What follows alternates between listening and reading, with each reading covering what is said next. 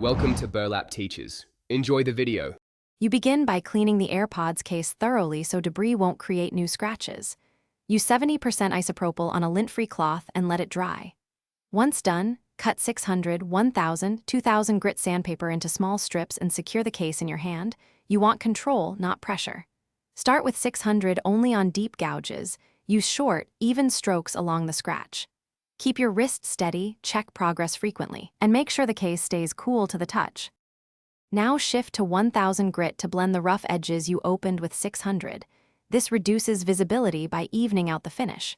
Use lighter pressure and maintain the same scratch direction so you don't create cross-hatch marks.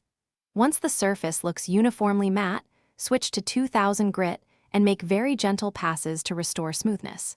After each grit, wipe with a microfiber to remove particles. Make sure to inspect under direct light so you can see subtle improvements and stop when scratches have faded.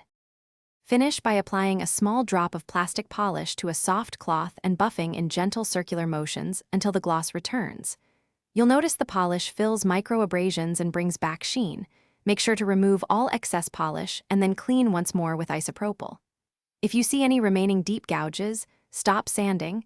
Continued abrasion can warp the case. In that situation, consider a replacement shell or professional repair. It's better than risking functional damage to the hinge or seal. Thanks for watching. Consider subscribing if this video helped you.